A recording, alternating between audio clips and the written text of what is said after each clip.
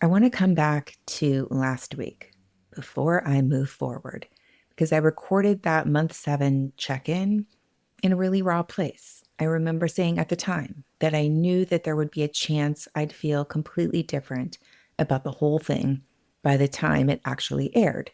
And that's exactly what happened.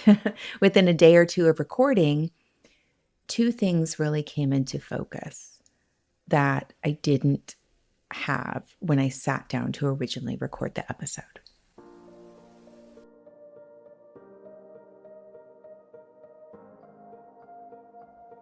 Every journey starts with a choice, and mine is a bet. For 1 year, I'm gambling on energy over strategy. No more forcing and no pushing. Just the courage to show up and see what happens when reality becomes my playground. This isn't a podcast.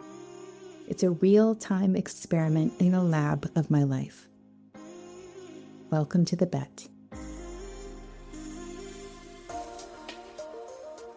The first little lesson that arrived from all of this in terms of launching useful thinking and feeling like nobody noticed it was that I recognized that I have a pattern that has been running my whole life. I have seen it in other areas, but I didn't realize how much of a vacuum. When you have a pattern for something, it is like it creates this vacuum. It just attracts something to fill that void. Or it's almost like you've got a puzzle going on that's missing one piece. And so it's constantly looking for how to fit that narrative into that piece of your puzzle.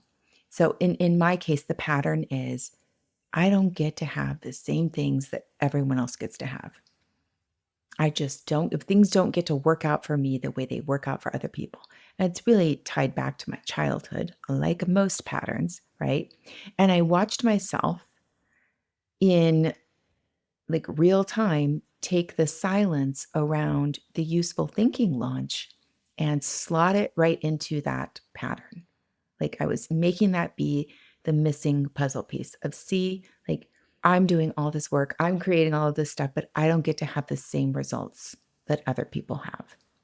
So I was really actually very grateful to see that because I think if I hadn't recorded how I was feeling when I was in that raw emotional space, I probably would have not processed it. It would have just kind of been buried in there. And I would have moved along until the emotions flowed through me and I wouldn't have made the connection. And the second thing I saw is the reaching of the goal is never, never, never about the goal. It's always about who you became to get there. Who did you have to become to actually realize that goal? And the truth is, no one else in this entire world, not even my husband who sees me every single day, no one else can ever know what that feels like. I'm the only person who knows every decision I've had to make, every thought I've had to navigate, every choice, every action, every mistake, all of it. I'm the only one who knows all of that. And I know this. I teach this. I have built so much of my work around this. Yet I was still surprised at how small my actual milestone moment felt to me. I was still surprised by that. It was like literally the moment just came and went like nothing. And I think when we hit these major goals that we've set for ourselves, a part of us like expects, because we know everything we've invested into that, right? We expect these glitter bombs to go off and angelic music to surround us and just, fireworks and unicorns and all of the sparkling, amazing fanfare. And none of it was there. I literally could not distinguish that day from any other day, other than I hit publish on a keyboard and something went out into the universe. So that's really like the deepest layer of what I was trying to say last week. That we don't really heal these parts of us that want the recognition and the reward and the validation and the external like proof. Yeah, you did this. We don't heal those parts of ourselves. We just reach deeper layers of them.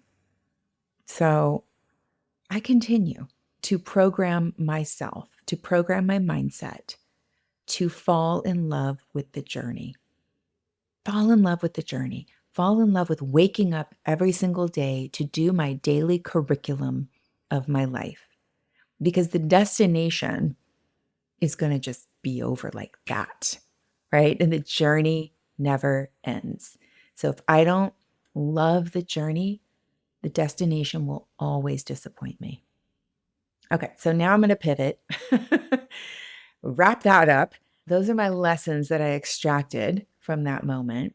But I'm going to tell you about something else that's going on this week, because I feel like if I don't talk about this, then I'm actually not doing what this podcast is here to do. Because there has been a very loud voice in my head this week that sounds like, why are you continuing to record the bet? Why are you still doing this? You've got your content plan dialed in. You're rolling along.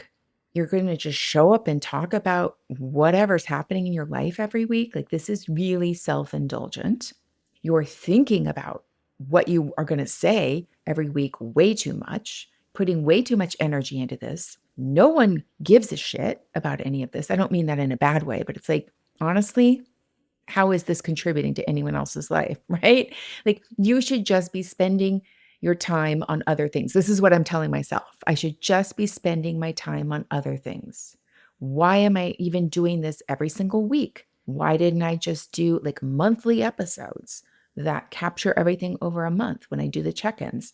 And then I started thinking, you never even finished that podcast tour that you spent all those episodes planning. I had totally forgotten about that. Remember that back in, I don't know, it was like November of last year. I never even finished that project. It's still sitting there. I haven't written out the plan that needed to go with it. And I think that's because I talked myself out of doing that, because it's not like I'm some big celebrity. I don't have a million Instagram followers. I am not being interviewed on TV shows. I'm just like talking into a microphone in my car half the time about my own inner world and my own inner life. And I'm putting it out there as if people care. Trying to like capture all of the voices that have been going through my head this week. And they are louder than normal. So it's very loud this week. And the thing is, I keep having to return to this in my mind. It's such a mind fuck, because this podcast is not about helping other people. That is not the purpose of this podcast. It is literally my live documentation in the lab of my life as an experiment. And when you're running experiments, you have to document what variables you change, what decisions you make, what outcomes you get. You measure. That's the whole premise. But I cannot pretend that I don't know people are listening. Part of the reason I'm doing this is because I do know people are listening, and it really helps keep me accountable to keep moving forward. But it also, even though I don't want it to, it adds a layer of a little bit of pressure that maybe I have to perform in some way, or I have to keep you guys entertained on some level. Right? This is the way the ego works. But here's what I keep coming back to. And I know this because this is what I study. My brain would not be yapping at me like this if I weren't pushing the edges of my own comfort zone. There would be no need for all of this mental noise if I was operating and humming along as if I always do. Okay, so the looping is the evidence.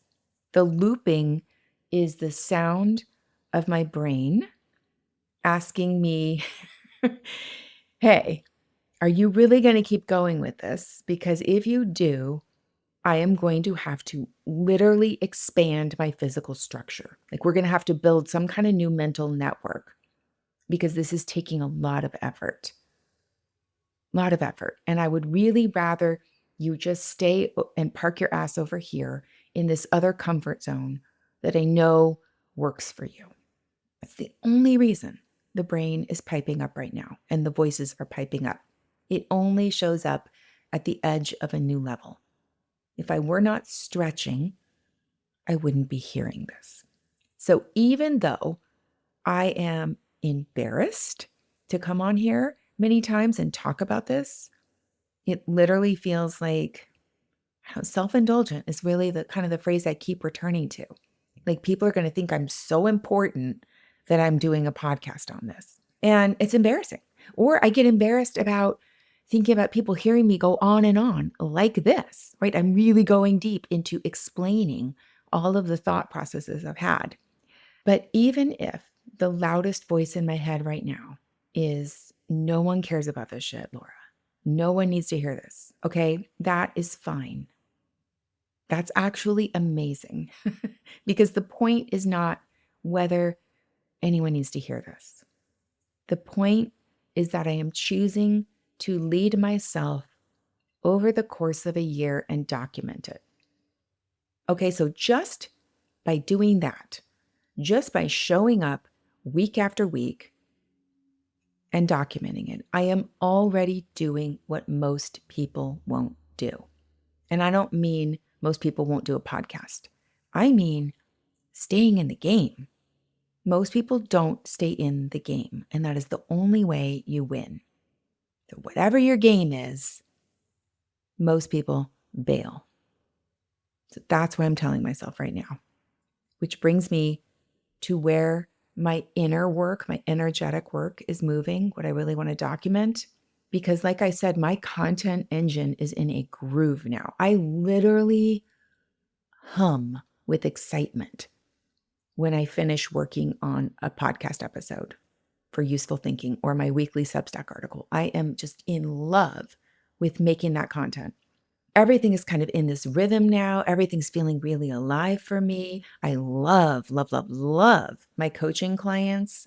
It's just like I'm in love with my life. Okay, so I have this system down now. I've got a routine down for producing things that are really directed by my innermost intention, which is to help other people. And they're full of my care and my thought, full of energy that I am really proud to put my name on. And then I notice that while I'm producing all of this thoughtful, intentional content, I am also walking around the rest of my week, spending my words in a way that does not match the way I am putting my words out there in my content. I don't know if that makes sense, but what I mean is I feel like I'm knitting this beautiful blanket between Useful Thinking and Substack. And then I can see in the words coming out of my mouth while I'm at work or while I'm having interactions with other people, not coaching calls, but mostly at work or maybe at home as well, or in my friendships and my relationships. I hear words coming out of my mouth that are just pulling all the threads out of what I've been working on. It's not like I'm out there spreading evil words. That's not what I'm saying. I want to be clear. But I'm really not taking the care and intention with the words I'm speaking that I do when I am writing or when I am producing a podcast episode. Maybe not this one so much because this is way more impromptu, but my Useful Thinkings or episodes are really like intentionally thought out and planned. And there is great care with every word that I write or speak in those two avenues. So to then watch myself conduct my life being loose and inconsistent and reckless sometimes with my own words. I'm noticing that in my conversations with colleagues. Maybe I am validating someone else's complaints about another person or about a situation. It's not necessarily gossiping, but it is contributing more evidence to the frustration that they're bringing to me so that I can help them feel better about it, right? I'm joining in on something because I think it's going to help them in some way. I'm adding fuel to the fire that I didn't even light, but I'm standing right there with them, like putting my hands by the fire, throwing some twigs on there. And every time I'm doing that, this has been something I've been wanting to work on for a long time. I think I've actually talked about it in several episodes, is really being a guardian of my words. And I don't want to call it hypocritical because that's not really what the brain is doing. And that's not a helpful or useful way to think about it. But our words are so powerful. And so I really, really, really want to turn my internal work, the work I'm documenting here on this podcast, into feeling the weight and the meaning of each word as they come out. Because words they're not just communication. Language and the words we speak, they are vehicles. They are the moment, they really represent, I should say, the moment that energy actually leaves the inside of you and becomes something physical in the world. If you look at human design, like energy graphs, the throat center is the manifestation center. All energy in the body flows toward the throat. Okay, where we literally speak things or communicate things into existence. So I'm going to be paying attention, much closer attention to my words. Thoughts are like the interior. They're the ingredients and the recipes. And yes, they are powerful, but speaking them makes them real, because thoughts are something that you can sit with and rearrange and untangle and reshape and reconsider and toss back and forth, right? They're malleable. But once a word leaves your mouth, it has done work somewhere. It has created an impact. It has moved and connected to energy somewhere. Okay, a word that you speak or write has built something somewhere, or it has taken something apart somewhere. Right? Words can either build or they can destroy. And the irony here is not lost on me. This is my career.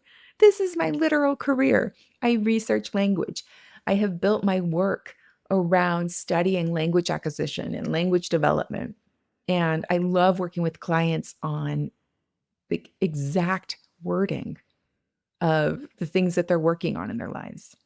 I have built my work around the belief that everyone deserves to be able to communicate who they are. Self-expression is one of my actual core values.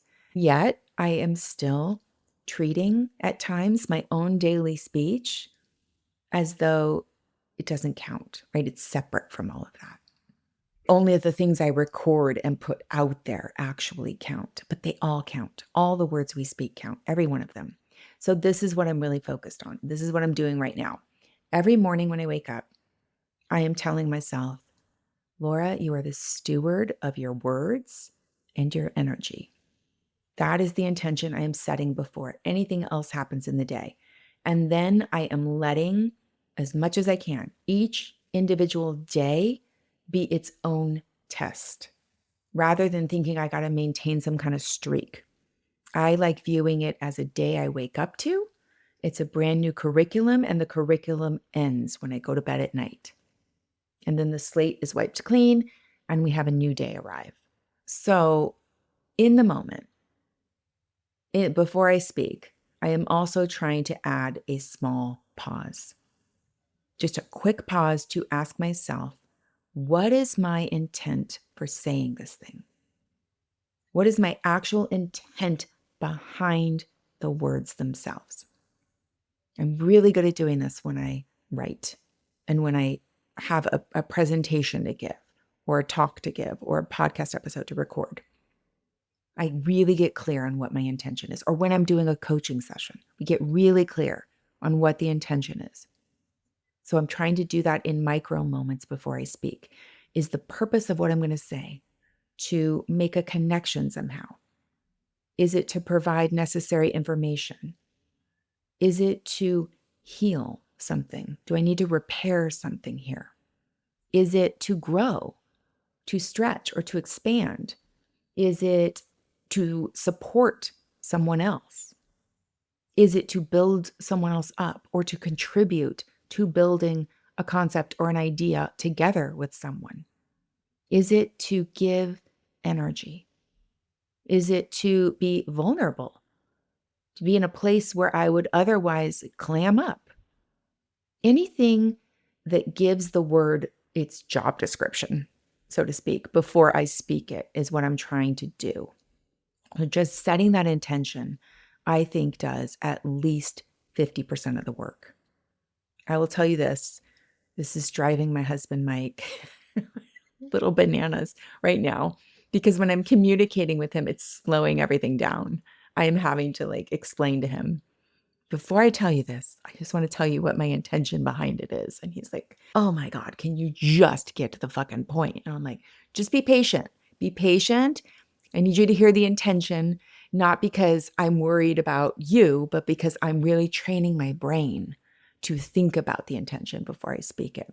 So today I was proactively telling him, I'm going to tell you something that a prior version of me might have said in a very judgmental way. So I can totally understand if when you hear these words, you might connect it to that version of me. But I'm going to share something I've been thinking about in terms of this situation you're going through. And I just want you to know that my intention is to communicate this to let you know that whatever you decide to do, whether I agree with it or I don't agree with it, you have my complete respect because I want you making your own decisions autonomously. I don't want you thinking I'm trying to control you in any way. He's like, oh my God, what are you about to break up with me? I made this huge, intentional statement before I actually told him what it was. And then he was laughing. He's like, I don't know how much longer I can hear all this. But truly, this is how I'm training my brain. Right. And I know it's a little bit awkward right now. It's like driving a car in manual when you're just learning how to shift the gears. But the more I do it, then I'm automatically just setting that intention before I speak. And I told him it's not always going to be because he was looking at me like, do we really have to do this every time you want to say something? And I'm like, yeah, right now, the answer for that is yes. So that Laura in 6 weeks is efficient with thinking about all of the words she's speaking, not just the quote unquote professional words. Like everything I speak, I want to be intentional. I am training my attention to focus on this right now because I'm building a new circuit, and new circuits are awkward. They're going to be slower. So that is the work this week. That's what I'm all about. And I think that's actually the whole bet underneath the bet here, right? Like, what am I doing with this time? What am I doing with this year? I'm actually actively trying to build my own container, my own energetic circuitry to be able to hold all of the power that I am here to hold. That's what I'm documenting. There you go. I'm gonna have a big chance to practice this too because I'm gonna be at a wedding later this week. I'm gonna be seeing some of my girlfriends, so there will be lots of words coming out of my mouth. Hopefully, I'll be a little bit smoother with my intention setting before I see them all. But that's what I'm up to, and sending everyone out there who is listening so much love. You have my full respect for being in the game of your life as well. Now go bet on yourself.